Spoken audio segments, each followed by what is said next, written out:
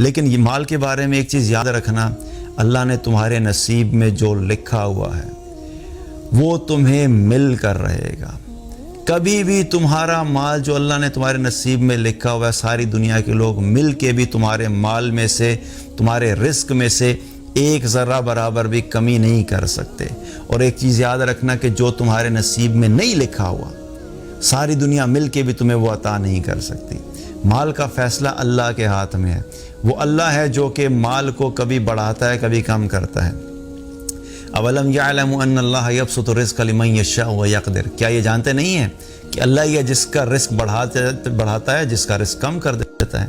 امن ھذا الذی یرزقکم ان امسک رزقہ، اگر اللہ تمہارا رزق بند کر دے تو کون ہے جو تمہیں رزق عطا کر سکتا ہے؟ اور اللہ سبحانہ تعالیٰ نے رزق کے فیصلے اپنے ہاتھ میں رکھے۔ کبھی بھی اس چیز سے دھوکہ مت کھانا کہ دنیا میں کوئی انسان مجھے مال میرا بڑھا دے گا یا کم کر دے گا۔ یہ سب اسی کے فیصلے ہوتے ہیں، کس وقت کس کو کتنا دینا ہے، کس کا بڑھانا ہے، کس کا کم کرنا ہے۔ اور ٹائمنگ بھی اللہ ڈیسائیڈ کرتا ہے۔ کبھی کبھی انسان اپنی لائف میں فرسٹریٹ ہو جاتا ہے، اس کو اپنے کیریئر کے شروع میں زیادہ مال کی خواہش ہوتی ہے، لیکن اللہ نے اس وقت لکھا نہیں ہوتا۔ اللہ نے ایک وقت لکھا ہوتا ہے کہ میں نے کس ٹائم پہ جا کے کس کو اتنا مال دینا ہے۔ تو کبھی بھی مال کمانے کے معاملے میں جو ہے وہ امپیشنٹ نہیں ہونا، بے صبرے نہیں ہونا، کبھی حرام کی طرف مت جانا، کبھی اس کی غلامی مت اختیار کرنا۔ جو انسان مال کو مقصد زندگی بنا کے چلے گا وہ مال کا غلام بنے گا، اور جو انسان مال کا غلام بن جائے گا وہ اللہ کی غلامی سے نکل جائے گا، اور جو انسان اللہ کی غلامی سے نکلے گا وہ شیطان کا غلام بنے گا، اور جو انسان شیطان کی غلامی میں آئے گا شیطان کا ٹھکانہ جہنم ہے، تو اس انسان کا ٹھکانہ بھی جہنم بنے گا۔ تو مال کی غلامی کبھی مت کرنا۔ مال اللہ نے جو تمہارے لیے لکھا ہے وہ تمہیں ملے گا۔ ہاں، کوشش ضرور کرتے رہنا۔ یہ نہیں ہے کہ گھر میں بیٹھ جاؤ اور کو جی بس اللہ نے میرے لکھا ہے تو مجھے ملے گا۔ اپنی ایک سنسیئر ایفرٹ ہمیشہ رکھنا۔ حلال کمانا ہے، جائز کمانا ہے، دو نمبری نہیں کرنی، رشوت نہیں لینی، دھوکہ نہیں دینا، ان سب چیزوں کو اپنے ذہن میں رکھ کے لائف گزارنا، تو جو اللہ نے تمہارے نصیب میں لکھا ہے وہ تمہیں ملے گا۔ مال کو کبھی اپنا مقصد زندگی مت بنانا، ضرورت زندگی رکھنا، اور اس کو کبھی بھی اس سے دھوکہ مت کھانا۔ اسی طریقے سے ایک اور جو آزمائش اللہ نے وہ کیا رکھی ہے جس سے بہت سارے لوگ دھوکہ کھا جاتے ہیں، وہ اولاد ہیں۔ اللہ تعالیٰ نے قرآن میں ایک جگہ فرمایا انما اموالکم و اولادکم فتنہ، تمہارے مال اور تمہاری اولاد تمہارے لیے کیا ہے؟ فتنہ ہے، آزمائش ہے۔ بہت سے لوگ اپنی اولاد کی وجہ سے کیا کرتے ہیں؟ دھوکہ کھا جاتے ہیں۔ اپنے لیے حلال کما لیتے ہیں، جب اولاد ہوتی ہے تو اولاد کو اچھے سے اچھا دینے کے لیے کیا کرتے ہیں کہ ہم نے ان کو ایک ایسا لائف سٹائل دینا ہے، اس کو میں نے اعلیٰ اسکول میں پڑھانا ہے، اس کی ایجوکیشن اچھی ہونی چاہیے، برانڈڈ کپڑے ہونے چاہیے، لیٹسٹ سیل فونز ہونے چاہیے، یہ اپنے دوستوں کے سوشل سرکل میں سب سے زیادہ فیمس ہونا چاہیے، سارے دوست اس کی تعریفیں کریں۔ ان کی جائز اور ناجائز خواہشات کو پورا کرنے کے لیے بہت سے لوگ جو ہے وہ غلط طریقے اختیار کرتے ہیں مال کمانے کے لیے۔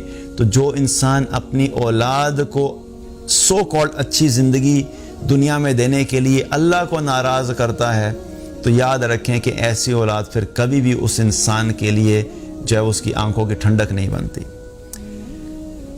جو اولاد کے لیے اللہ کو ناراض کرے گا، اللہ اس کی اولاد کو اس کے لیے ناراض کرا دے گا۔ یہ اللہ کا فیصلہ ہے۔ جو انسان اللہ کو راضی نہیں کرتا اور اپنی اولاد کی خاطر اللہ کو ناراض کرے گا، تو پھر اللہ سبحانہ تعالیٰ کو ایسے شخص کی کوئی ضرورت نہیں ہے۔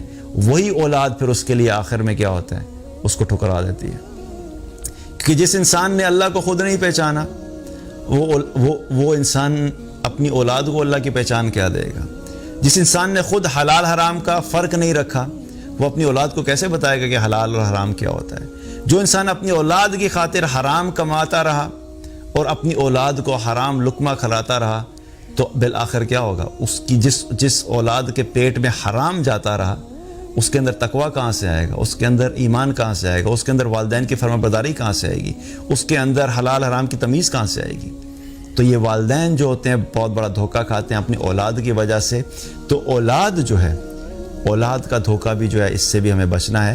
اولاد کو ہمیشہ جائز اور حلال طریقے سے ان کے لیے کمائی کرنی اور ان کے اوپر حلال ہی خرچ کرنا چاہیے۔ اسی طریقے سے ایک اور بہت بڑا دھوکہ ہے جو کہ لوگ اس دنیا میں کھاتے ہیں، وہ ہے وقت سے دھوکہ کھاتے ہیں۔ ان کو بہت بڑا دھوکہ لگتا ہے کہ میرے پاس وقت بڑا ہے۔ ابھی تو میرے پاس ٹائم ہے، فی الحال میرے ایمبیشنز ہیں، لائف کا کیریئر سٹارٹ ہو رہا ہے، ابھی میری ایجوکیشن کمپلیٹ ہوئی ہے، ابھی تو میری جاب سٹارٹ ہوئی ہے، ابھی میں نے چل کرنا ہے، ابھی پارٹی کرنی ہے، ابھی ہینگ آؤٹ کرنا ہے، ابھی کیا نمازیں پڑھوں، ابھی کیا قرآن پڑھوں، کیا میں ابھی داڑھی رکھوں، کیا ابھی مولوی بننا، کیا میں ابھی حجاب کروں گی، آؤٹ ڈیٹڈ لگوں گی. ابھی میرے پاس وقت ہے. جب وقت آئے گا، شادی ہو جائے گی، بچے ہوں گے، پھر اللہ کو یاد کر لیں گے، اللہ کی طرف چلے جائیں گے. داڑھی بھی رکھ لوں گا، خواتین سوچتی ہیں حجاب کر لوں گی. لیکن ہمارے پاس کیا گارنٹی ہے کہ ہمارے پاس اتنا وقت ہے کہ ہمیں یہ سب کرنے کا موقع ملے گا. یاد رکھو، وقت سے کبھی دھوکہ مت کھانا. یہ وقت کبھی بھی تمہارے لیے رکے گا نہیں. یہ وقت کبھی بھی تمہیں اتنا نہیں ملے گا جتنا تم چاہو گے. وقت تمہارے پاس اتنا ہی ہے جتنا اللہ نے تمہارے مقدر میں لکھ دیا ہے. اور کس کے لیے اللہ نے کتنا وقت مقدر میں لکھا ہے وہ اللہ نے کسی کو نہیں بتایا. ہماری جو ایج ہوتی ہے اصل میں تو وقت ہی ہے. کسی کو 40 سال کا وقت ملتا ہے، کسی کو 50 سال کا وقت ملتا ہے، کسی کو 20 سال کا وقت ملتا ہے. وقت ایک مہلت کی طرح ہے، اللہ نے ہر ایک کے لیے الگ الگ مقرر کیا ہے. اپنی زندگی کا ہر دن یہ سمجھ کے گزارا کرو، ہو سکتا ہے کہ مجھے کل وقت نہ ملے، ہو سکتا ہے کہ مجھے کل موقع نہ ملے. مجھے آج ہی اللہ کو راضی کرنا ہے، مجھے آج ہی اللہ کی فرما برداری کرنی ہے، مجھے آج سے ہی توبہ کرنی ہے، مجھے آج سے ہی گناہوں کو چھوڑنا ہے، مجھے آج سے ہی اپنی آخرت کی تیاری کرنی ہے. مجھے نہیں پتا کہ مجھے دوبارہ مزید وقت ملے گا کہ نہیں ملے گا.